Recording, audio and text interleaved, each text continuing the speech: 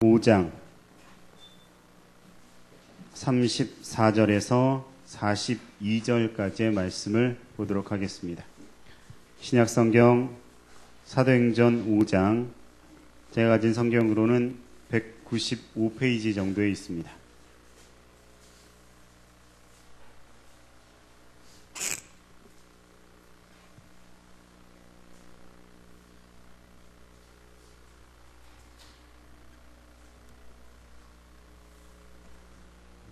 담임 목사님께서는 기도원에서 올라오셨는데요. 이제 잠깐 좀 쉬고 계시고요.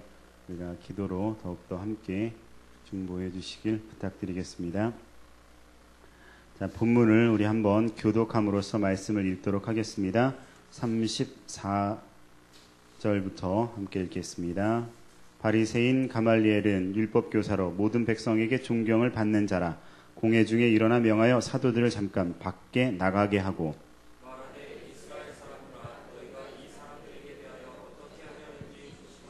이전에 드다가 일어나 스스로 선전하매 사람이 약 400명이나 따르더니 그가 죽임을 당함에 따르던 모든 사람들이 흩어져 없어졌고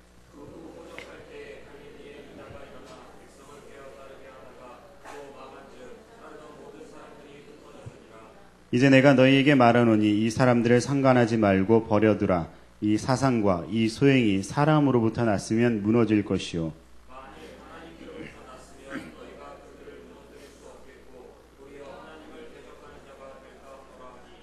그들이 옳게 여겨 사도들을 불러들여 채찍질하며 예수의 이름으로 말하는 것을 금하고 놓으니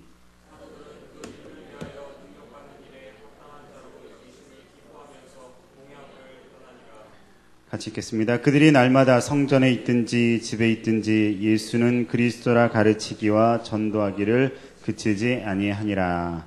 아멘. 자, 오늘 읽은 본문 앞에 보면요. 이제 오순절 마가다락방에 성령이 임하고 수많은 기적들이 드러나고 많은 사람들이 모여들기 시작했어요. 그러면서 자기의 재물들을 다 갖다 바치고 사회적인 파장이 크게 일어나고 있었죠. 근데 그럴 때에 이러한 모습을 보고는 이제 이걸 그대로 두면 안 되겠다 싶어가지고 사도들을 잡아왔어요. 잡아와서 막 자기들끼리도 막 감론을박을 하고 있는 거예요. 이걸 어찌해야 되느냐, 죽여야 된다, 아니다, 좀 어쩌 이러고 있을 때에 이제 가말리엘이라는 사람이 이제 나타나서 이야기를 하는 본문부터 읽으셨어요. 가말리엘이라는 사람이 이렇게 얘기를 하는 거죠. 자, 옛날에 드다라는 사람도 있었고 옛날에 유다라는 사람도 있었다. 이 사람들이 막 일어나서 막 몇백 명이 막 쫓아다니고 많은 사람들이 막 쫓아다니고 그랬었는데 나중에 보니까 다 흐지부지 되었다. 자, 이게 그리고는 이렇게 얘기하고 있어요. 38절에 이제 내가 너희에게 말하노니 이 사람들을 상관하지 말고 버려두라. 이 사상과 소행이 사람으로부터 났으면 무너질 것이요 만일 하나님께로부터 났으면 너희가 그들을 무너뜨릴 수 없겠고 도리어 하나님을 대적하는 자가 될까 하노라. 이렇게 이야기를 했어요. 어찌 보면 되게 지혜로운 사람인 듯 하고요. 어찌 보면 되게 중간자적인 이제 기회주의자적인 그런 사람인 듯도 해요. 분명 이 행하는 모습이 예수님에 대해서 조금만이라도 더 가깝게 생각을 해보든지 지금 일어나는 일들에 대해서 조금만 더 구약의 성경들에 있는 것들을 살펴보면 충분히 이것이 하나님의 일인 줄 알 수 있었음에도 불구하고 그가 그런 것을 알 수 있었음에도 불구하고 사람들에게 얘기할 때 사람으로부터 났으면 없어질 것이고 하나님으로부터 났으면 계속 될 것이다. 너희가 이것을 대적을 하면 오히려 하나님을 대적하는 게 될지 모르니까 그냥 좀 내버려 둬라 라고 얘기를 하고 있어요. 자, 과연 이 사람은 믿는 걸까요? 믿지 않는 걸까요? 저는 안 믿는다에 한 표를 던집니다. 그는 이 삶 속에서 무엇을 판단할 수 있는 어떤 세상적인 지혜는 가지고 있었지만 진정 하나님의 역사가 무엇인지를 볼 수 있는 그런 어떤 참단 하나님으로부터 오는 것은 보질 못했던 사람이에요. 많은 사람들이 존경하고 많은 사람들이 이 사람의 말 한마디에 딱 이렇게 그칠 정도의 덕망이 있는 사람이죠. 이 사람이 이야기를 했지만, 이 사람의 이야기가 사람들에게 먹히기는 했지만, 이 사람은 믿음이 있을까요? 없을까요? 없다라고 생각할 수밖에 없는 거죠. 이것이 하나님의 일이면 계속 갈 것이고, 하나님의 일이 아니면 멈출 거다. 근데 이 일이 계속 갔을까요? 안 갔을까요? 계속 갔죠. 가말리엘은 그럼 나중에 믿었을까요? 안 믿었을까요? 전 그래도 안 믿었을 거라고 생각이 들어요. 만약에 이 가말리엘이 나중에 믿어서 무엇인가 이렇게 큰 유명한 사람이 하나님께로 돌아왔으면 더 많은 그런 이야기가 있었겠죠. 근데 그런 거 전혀 없이 오히려 이 사람들은 계속해서 어떻게 해요?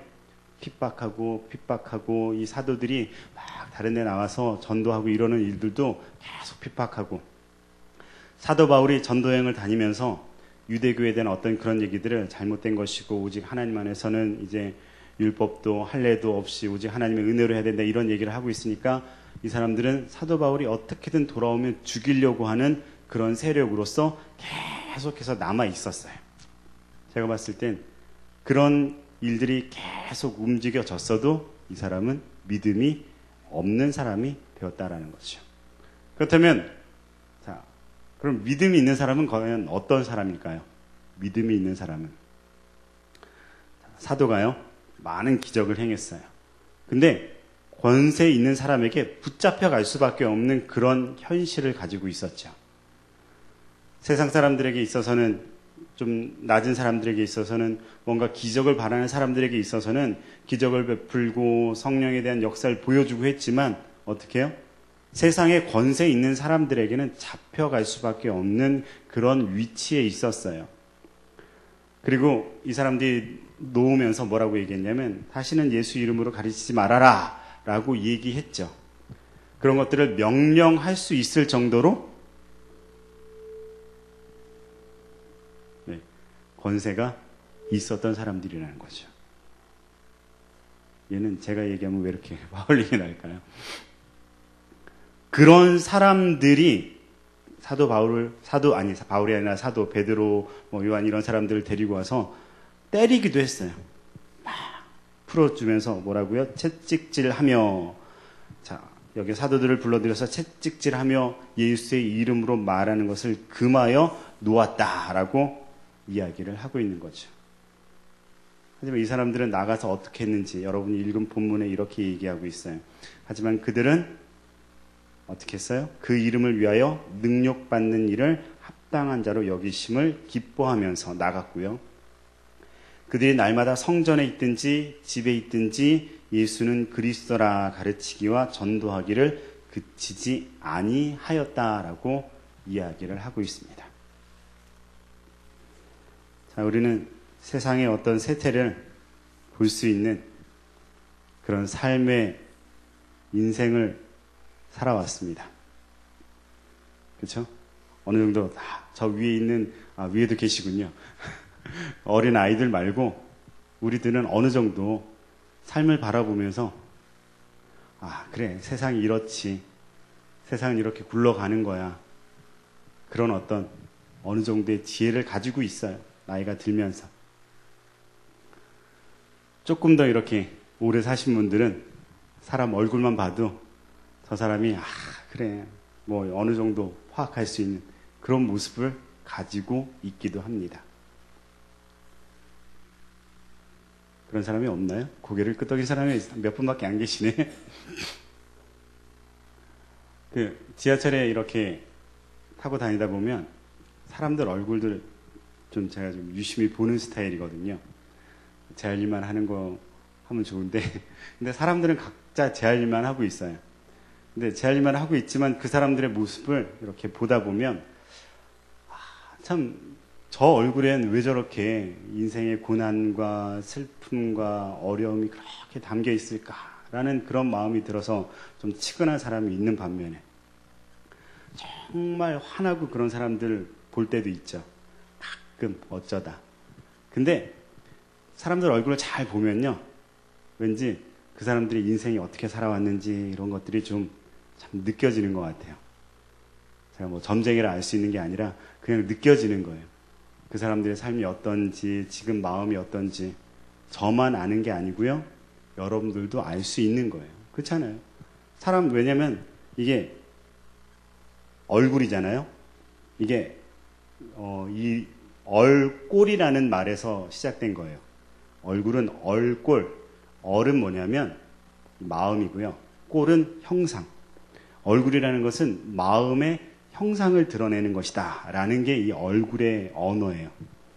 그렇기 때문에 여러분의 마음에 선하고 착하고 아름다운 곳이 계셔서 이토록 아름다운 분이 계신 것이고요. 세상에 지나다니는 그 수많은 사람들은 힘들고 어렵고 지치고 한 그런 삶에 치여서 그런 모습을 가지고 있는 거죠. 되게 이제 교회 다니는 사람과 그렇지 않는 사람 좀 판단을 할 수 있는 부분들이 많이 있는데, 그래도 교회 다니는 사람들은 얼굴이 좀 더 훨씬 밝아요. 이런 얼굴 지하철에서 보기 힘들어요.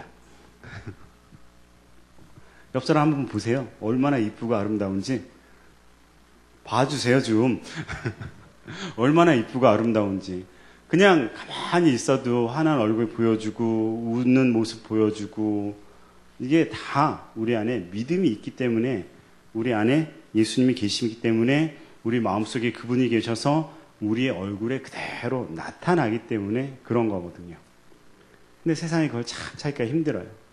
근데 세상에 많은 사람들이요, 세상이 어떻게 돌아가고 세상은 이거다 저거다 말 열심히 많이 하잖아요. 텔레비 틀면 왜 그렇게 사람들이 말이 많은지 모르겠어요. 요즘은 토크하는 프로그램 되게 많잖아요. 무슨 문제 가지고 뭐 연예인, 정치 뭐 모든 문제 가지고 토크를 엄청 많이 해요. 각자 자기 말대로 자기 뜻대로 해석하고 하지만, 그런 세상의 것들을 판단을 열심히 잘 하고 있다고 할지라도 그들은 가장 중요한 걸 판단하지 못하고 있어요. 자기 인생이 어디로 가는지 모른다는 거죠. 여러분은 여러분의 인생이 어디로 가는지 확실히 알고 계시잖아요. 그게 바로 여러분들의 얼굴이에요. 알고 계시기 때문에 할 수밖에 없는 그런 얼굴. 근데 세상 사람들이요, 아무리 돈이 많고 아무리 명예가 많고 아무리 여러 가지 많은 것들을 가지고 있다고 할지라도 그 사람들이 생각하고 드러내는 것 가운데 내가 과연 어디로 가는지를 알지 못하면, 그 사람들은 아무리 많은 것을 판단할 수 있고 아무리 많은 지식을 가지고 있어서 사람들에게 존경받는 사람이라고 할지라도 그걸 온전히 제대로 된 지식이라고 할 수 없다는 거죠. 가말리엘도 마찬가지예요. 존경받는 사람이었어요. 말 한마디로 이 사람들 다 이렇게 지죽은 듯이 결론을 내는 그런 사람이었어요. 하지만 그가 행한 판단은 뭐예요?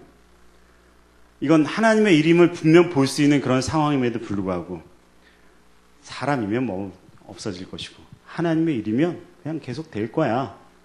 하지만요, 계속 되었어도 그는 결코 믿지 않았을 거다라고 생각한다는 거죠.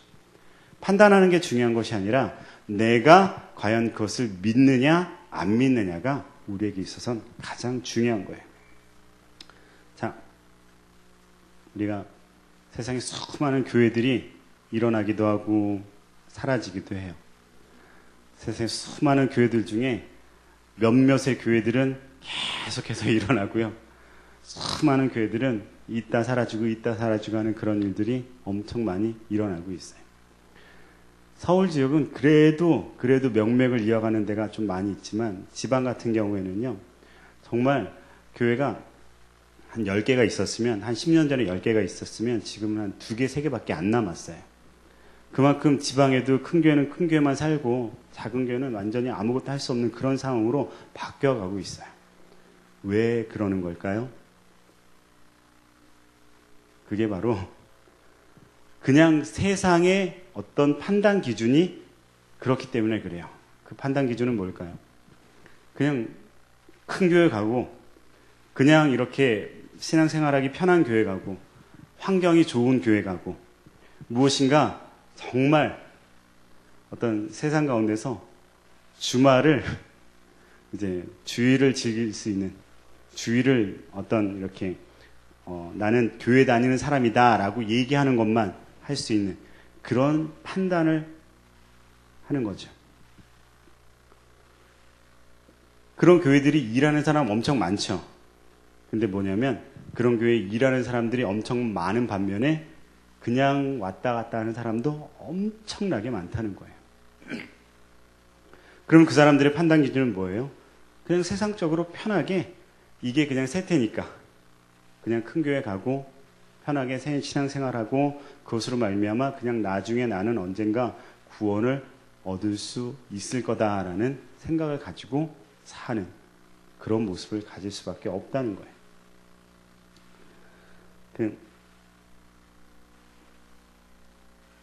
우리 교회는 순복음 교단에 있는 교회예요.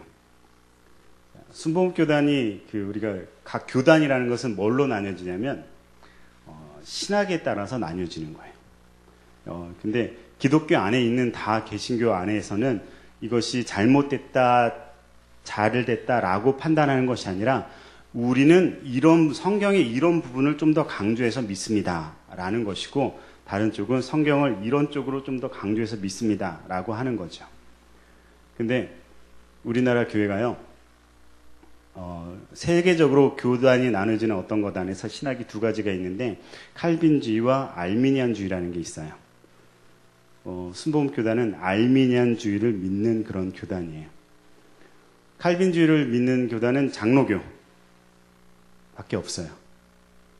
성결교, 침례교 이런 데 다 알미니안주의 믿는데요. 근데 우리나라는 유독 장로교가 세잖아요. 그래서 우리가 어릴 때부터 배워온 어떤 그 신학적인 내용 안에 칼빈주의적인 신학이 많이 있어요. 근데 칼빈주의와 알미니안주의가 다른 점이 뭐냐면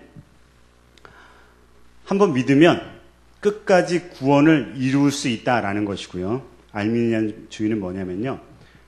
믿어도 사람이 그 구원을 잃어버릴 수 있다라는 것을 인정하는 차이가 있어요. 근데 그걸 제대로 가르쳐 주지는 않죠.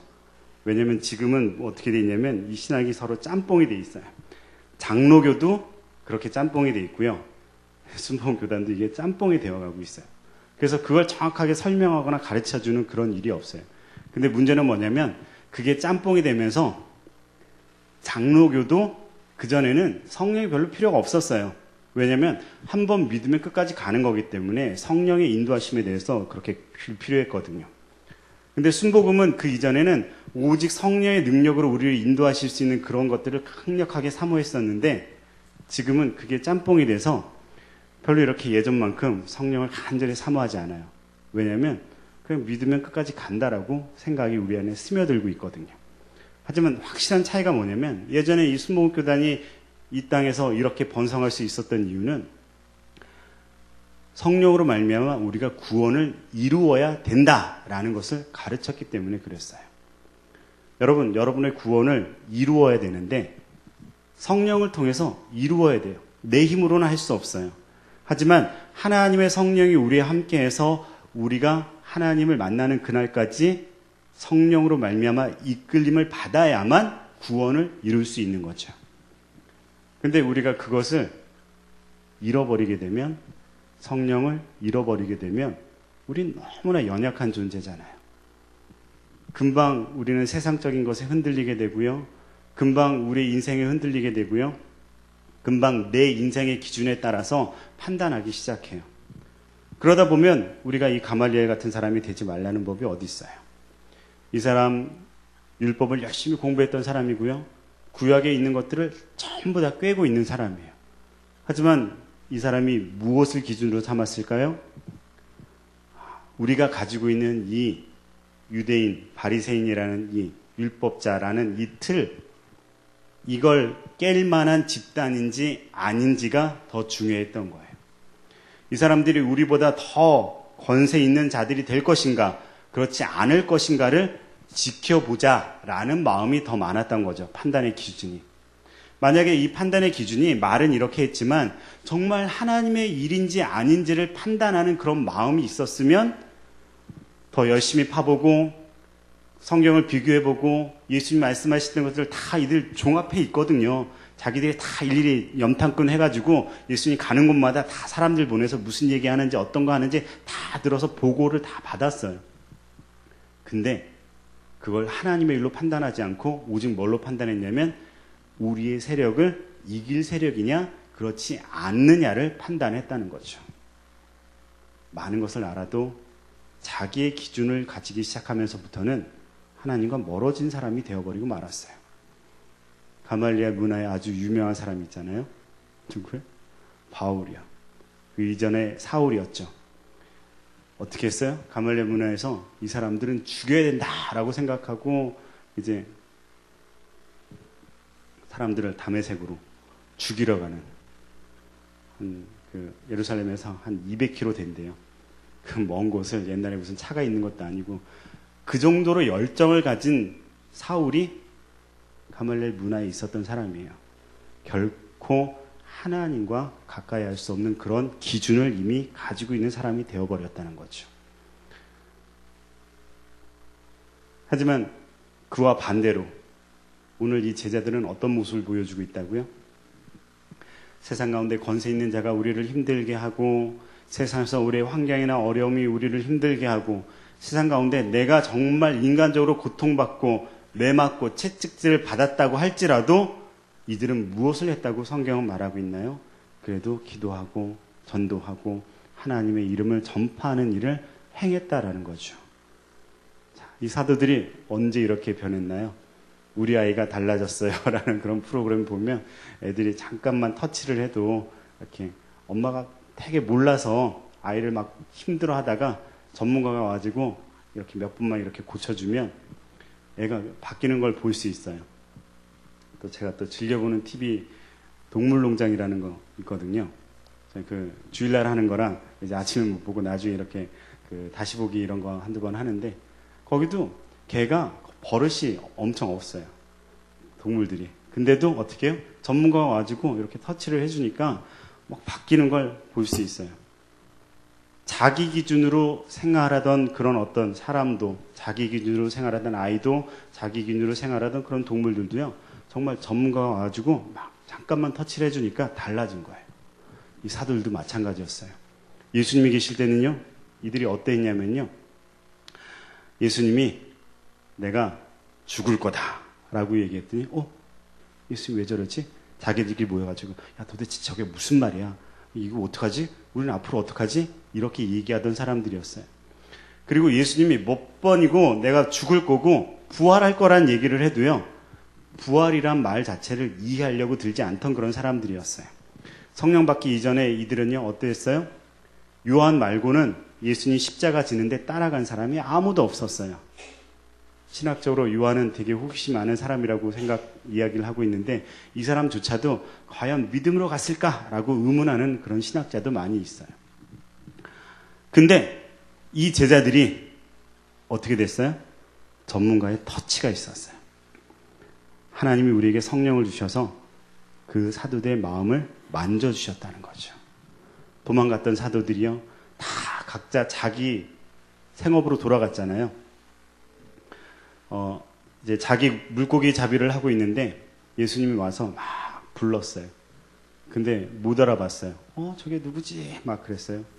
근데 여기에 이제 원문적인 그런 내용을 보면 그들이 이미 자기 생활로 돌아갔더라 라고 얘기를 하고 있는데 자기 생활로 돌아간 것에는 어떤 완전히 정착된 그런 모습을 이야기를 하고 있는 거예요. 십자가 돌아가셨고 돌아가셨나 보다. 이제는 나는 원래 삶으로 돌아가야지 하고 물고기 도로 잡던 그런 사람들이었어요. 근데 예수님이 그들에게 성령을 주시고 그 성령으로 말미암아 그들의 마음을 전문가적인 마음으로 터치를 해주시고 그들이 과연 이제는 무엇을 할 것인가를 정확하게 알려주셨으며 그것을 할 수 있는 힘을 주고 계시다는 거죠. 잠깐 왔다 가는 게 아니었어요. 예수님 계실 때도 이들의 성령을 경험한 적이 있었어요. 밖에 나가서 막 치유도 하고 귀신을 쫓아내고 하는 일도 있었어요. 그때는 잠깐 성령을 맛보기로 경험을 했었죠. 근데 그때 잠깐 해가지고 이 제자들이 나중에는 또 할 수 있을 것 같아가지고 막 귀신 쫓아내려고 그랬어요. 그랬더니 못 쫓아내니까 참 기도와 금식 외에는 이런 걸 알 수가 없다라고 얘기를 하면서 제자들을 야단을 치는 적도 있었죠. 하지만 그들이 바뀌었다는 거죠. 뭐 때문에? 그들 마음속에 있는 성령 때문에. 그 성령이 그들을 지금 현재 채찍질로 매맞고 사람들에게 협박도 당하고 가만히 두지 않겠다라는 그런 말을 듣고 나와서도 어떻게 했다고요? 계속해서 그 이름을 위하여 능력받는 일에 합당한 자로 여기심을 기뻐하면서 날마다 성전에 있든지 집에 있든지 예수는 그리스도라 가르치는 일과 전도하기를 그치지 않았다라고 이야기를 하고 있는 거예요. 우리는 성령이 우리 안에 있는지 없는지를 점검해 봐야 돼요. 성령이 우리 안에 있을 때 우리는 이런 일을 시작할 수 있어요. 어떤 일을요? 쉬지 않고 하나님과 교통하는 일, 쉬지 않고 하나님의 일을 전파하는 일, 쉬지 않고 예수 그리스도가 우리의 구주가 되신다라는 것을 증거하는 일. 이 일들이 우리에게 있어야만 우리는 구원을 이룰 수 있고요. 이 일들이 우리에게 있어야만 우리는 참다운 하나님과의 교통하는 삶을 살아갈 수 있다는 거죠. 그래서 우리는 무엇을 얘기합니까? 항상 성령의 충만함을 받아야 된다라고 얘기를 하잖아요. 이 시간 여러분 성령의 충만함을 받으시길 바랍니다. 근데 이 성령의 충만함이 뭐냐면요. 우리가 흔히 하는 비유로 컵이 있으면 물을 막 붓잖아요. 그 물에 가득 찬 것은 충만이 아니에요. 그건 그냥 가득 찬 거죠. 물을 계속 부어서 계속 부어서 그 안에 있는 것들이 흘러나와서 이렇게 넘쳐나는 것이 충만하다라는 거예요. 근데 가득 부은 것이 왜 아니냐면 가득 붓기만 하면요. 그 안에 뭐가 있냐면 원래 내 것도 있어요. 가득 붓기만 하면 성령님 들어오긴 했는데 원래 내 것도 있어요. 그 비율이 8대인지 5대5인지 이런 건 알 수 없지만 그 비율이 분명 내 것도 있고 성령도 있다는 거죠. 하지만 충만함으로 계속 부어지고 부어져서 안에 있는 것들이 다 밖으로 끄집어내지는 일이 있을 때에만 그것은 성령의 충만함이라고 할 수 있어요. 이 제자들이 그 성령의 충만함을 받았어요. 이전에 약하고 이전에 무서워하고 또는 이전에 너무 막 자만스럽고 이러던 모든 것들을 다 끄집어내서 성령으로 말미암아 행할 수 있는 사람이 됐다는 거죠. 그렇기 때문에 지금 능력 받는 것도 기뻐하고요. 결코 하나님의 것들을 그치지 않는 일이 있고요. 하나님을 향해서 죽음을 향해 달려가는 이런 제자들이 되었다는 거예요. 우리 안에 성령의 충만함이 있기를 함께 기도하길 원합니다. 그 충만함은요, 내 걸 끄집어내야 돼요. 내 안에 참 못된 성격들 많잖아요. 끄집어내야 돼요. 내 안에 참 연약한 그런 어떤 심령들이 있어요. 내 안에 어떤 잘못된 과거들도 많이 있어요. 성령이 계속해서 부어져서 끊임없이 부어져서 끄집어내야 돼요. 근데 아직도 뭔가를 남겨놓고 있으면 그건 충만이 아니에요. 끄집어내야죠.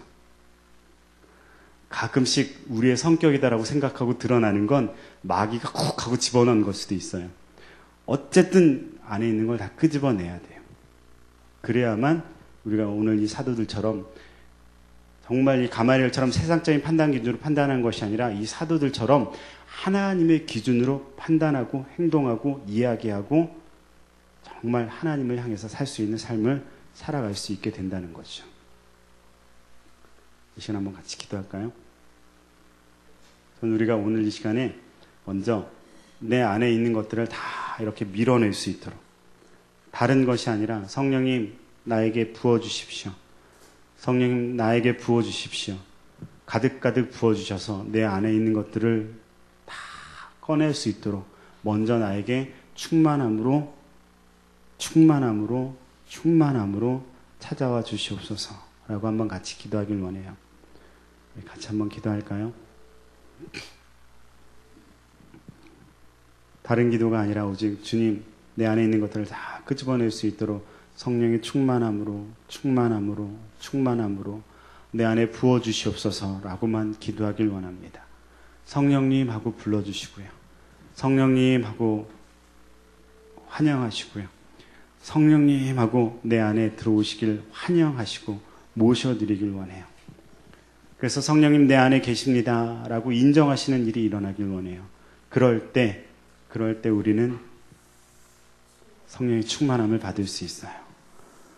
어떤 많은 말이 필요하지 않습니다. 단지 이 시간은 성령님 부르는 일이 필요합니다. 다른 얘기를 하는 것보다 그냥 성령님하고 부를 수 있는 그런 기도를 하시기 바라요. 불러볼까요? 성령님, 성령님, 내 안에 오시옵소서. 성령님 우리 안에 오시옵소서. 우리 안에 있는 어떤 세상적인 판단 기준, 우리 안에 있는 헛된 야망들, 우리 안에 잘못된 습관들, 마귀가 불러 넣어주는 그런 많은 것들 성령의 충만함으로 내 밖으로 흘러나올 수 있도록 성령님 나에게 부어주시옵소서. 충만하게 해주시옵소서. 이렇게 기도하길 원해요. 마음속으로 하지 마시고요. 입술을 열어서 불러보세요. 성령님 하고 불러보세요. 성령님, 아버지, 이 시간 우리 가운데 역사하시길 원합니다. 도와주시길 원합니다. 내 안에 역사하셔서, 내 안에 찾아오셔서 주여 역사하여 주시옵소서. 아버지 하나님이시여, 내 안에 들어오셔서 내 안에 있는 모든 연약한 것들을 주님 끄집어낼 수 있도록 성령님 내 마음에 찾아오시기 원합니다. 오 주님, 붙잡아 주시옵소서. 역사해 주시옵소서. 성령님 내 안에 오시기 원합니다. 성령님 내 마음속에 오시기 원합니다. 우리가 가말리엘처럼 세상적인 판단 기준으로 하나님의 일을